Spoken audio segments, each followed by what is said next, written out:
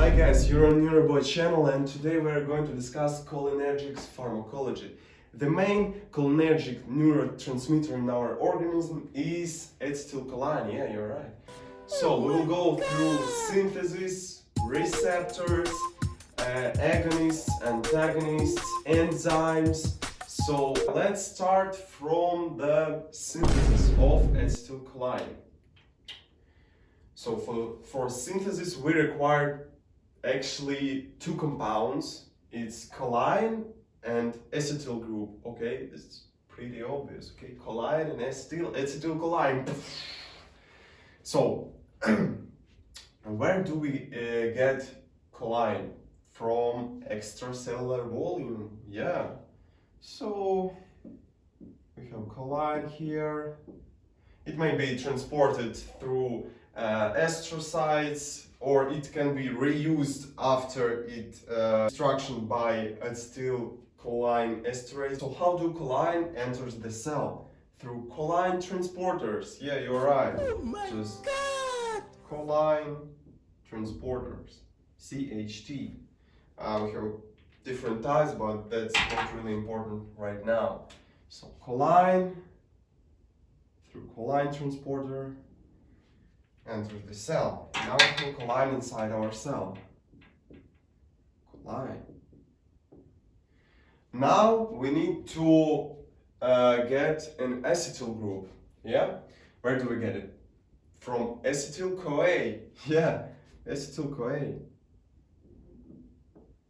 Acetyl-CoA, which has been produced in mitochondria here.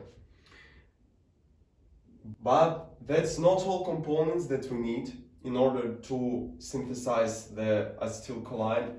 We also need the enzyme, and the enzyme is called choline acetyltransferase, and it is synthesized in the soma of neuron. I got you, homie! Choline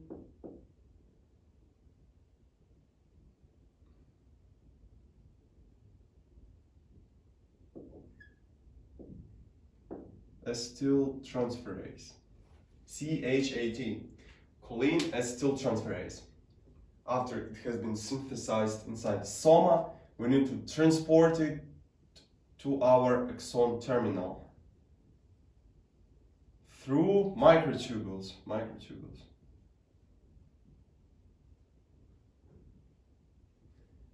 And protein that helps us to transport proteins from soma to terminal, so that's called anterograde transport. It's kinesin. Kinesin. Transport things from soma to terminal.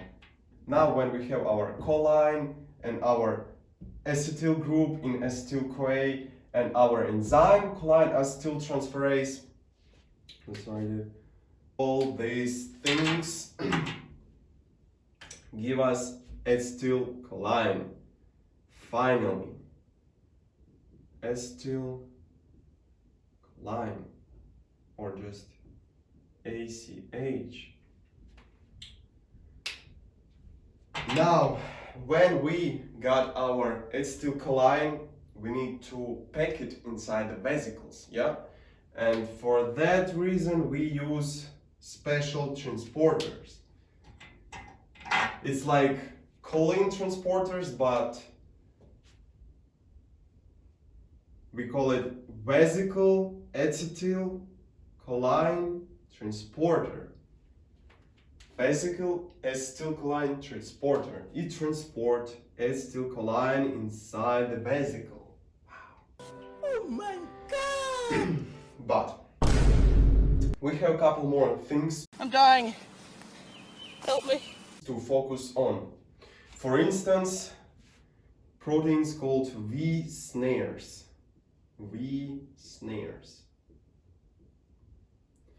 You ask me like, Neuroboy, what the hell is this? And I will explain you. Chill. So, V snares is a membrane proteins that is responsible for vesicle fusion with neuronal membrane. So when we have this exocytosis thing and we release our neurotransmitter inside our synaptic cleft, we use the V snares and also T snares. So V stands for vesicle and T snares, we also have T snares, stands for terminal. So we have two families of these proteins. One family located on the vesicle and one family located on the neuronal membrane, presynaptic membrane. And when these things actually connect with each other, so they binding together, that's called this vesicle to fuse with neuronal membrane and release acetylcholine or any other neurotransmitter. Acetylcholine inside the vesicle. But what we also need for these complexes to work properly, we need calcium. And here we have voltage gated calcium channel. So I need my chair because I need my chair. Voltage gated calcium channel, which works when action potential reaches this channel. So it action potential activates the voltage gated calcium channel, it opens and calcium ions enter the cell. And calcium ions enable this complex of T snares and V snares to kind of bind and work properly. Yeah, so that's calcium works. And actually I will give you some examples of V snares. It's synaptobrevin,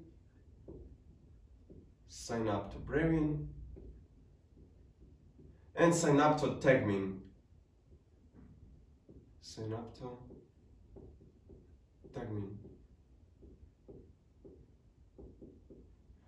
And examples of T snares is SNAP25. So SNAP25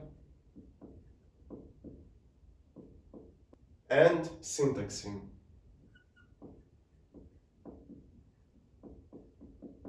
So these are the snares proteins, some of them.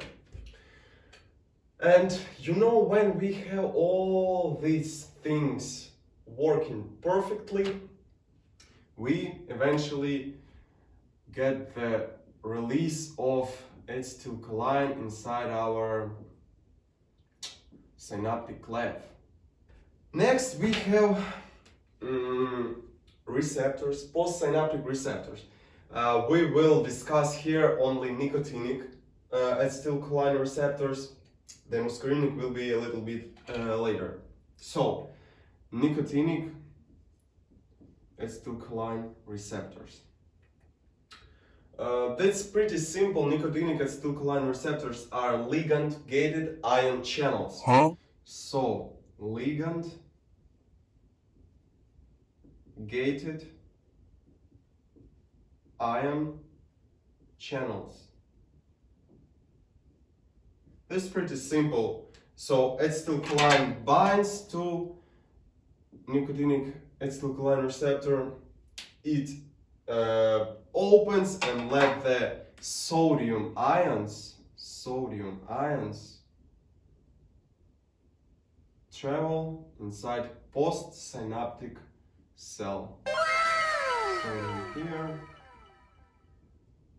And concentration increases, then depolarization goes on and action potential and etc. So that's one thing. So it's still nicotinic acetylcholine receptor. But how the hell acetylcholine is degraded? It's degraded by enzyme called acetylcholine esterase. So ACHE for short, acetylcholine esterase.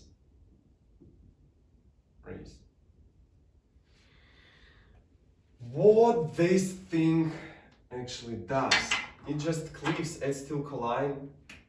And yeah, the important thing is that acetylcholine esterase is bound to postsynaptic membrane.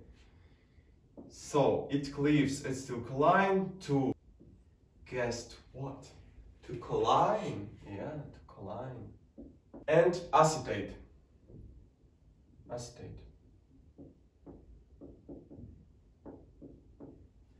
And now you see, where we can get extracellular choline. We just reuse it after degradation by acetylcholine esterase. That's it for acetylcholine synthesis, acetylcholine release, and acetylcholine action for nicotinic acetylcholine receptors. So actually we have cholinergic agonists, antagonists. We also have acetylcholine esterase inhibitors. But we also have these drugs acting presynaptically and postsynaptically. So that's important too. So yeah, let's try to discuss some of them. So the first one, botulinum toxin. You probably heard about it. So acting, let's write like this: acting presynaptically. Acting presynaptically. Presynaptically.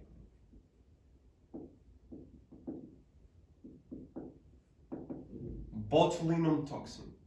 First one. You know it probably by its more wide name, Botox. Yeah. So how actually botulinum toxin exert its action? Pretty simple. It cleaves, snares proteins.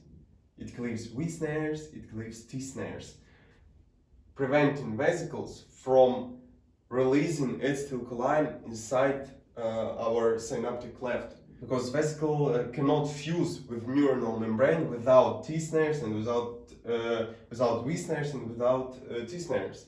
You know? So yeah, that's why we consider botulinum toxin as acting presynaptically drug. So cleaves, snare proteins.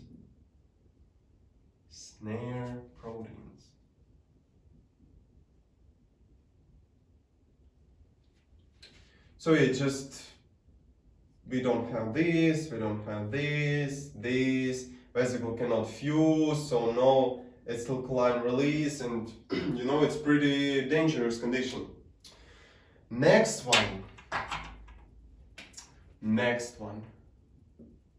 is just magnesium. Yeah, it's just magnesium. You ask me how? I'll respond you. Magnesium blocks voltage-gated calcium channels, and we require calcium in order to work this snares complex properly. You know, so magnesium just like, oh, I stand here, bro. I stand here, and calcium cannot enter the cell, you know, cannot. So no calcium inside cell, no calcium, and yeah, again, no complexes working properly, no acetylcholine release at all. So that's why magnesium acting presynaptically too. And the last one is beta-bungarotoxin. Toxin C actually. Their mechanism of action is pretty complex. I won't describe it in this video, but you just keep in mind that beta-bungarotoxins act presynaptically. So let's now move on to drugs that act postsynaptically. So acting postsynaptically.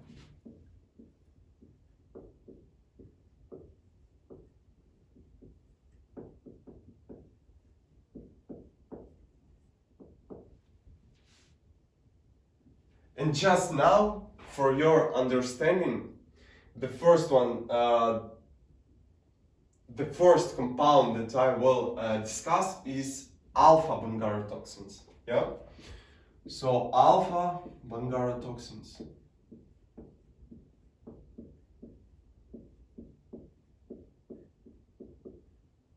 So beta bungarotoxins act presynaptically, and alpha bungarotoxins act postsynaptically. How? So actually, alpha bungarotoxins are irreversible antagonists of nicotinic acetylcholine receptors. Irreversible. So here our alpha BTX stands for bungarotoxins, and it actually irreversibly blocks the nicotinic acetylcholine receptor. Blocks. So, sorry, no sodium. Man, no sodium inside our cell. And no depolarization, no action potential, no anything at all. So, irreversible. I will write here, irreversible. I will write here, antagonist.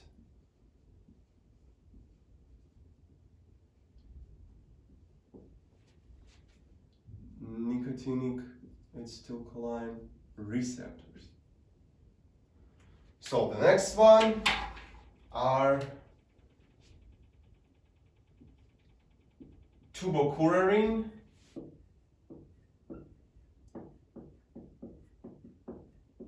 and just curare compounds. Curare.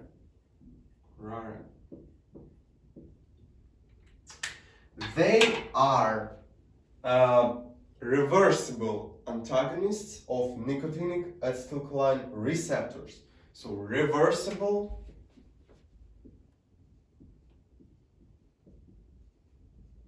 antagonist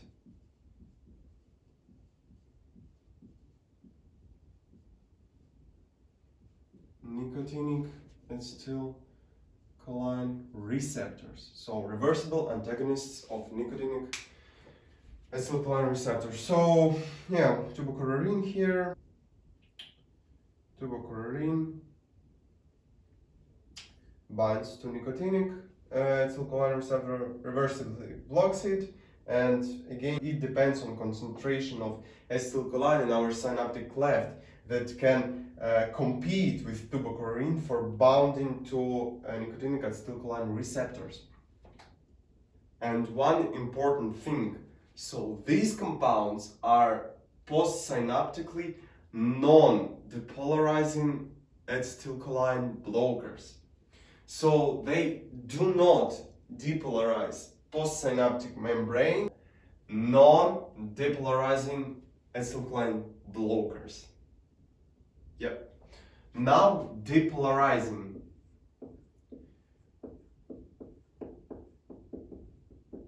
Depolarizing ACH blockers. So succinylcholine.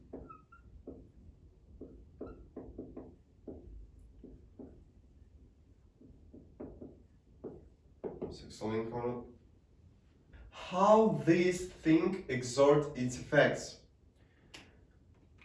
So yeah, firstly, succinylcholine needs to depolarize postsynaptic membrane. So, and it has two phases. Phase 1, depolarization. It constantly and persistently depolarizes the postsynaptic membrane and eventually it leads to phase 2, desensitization.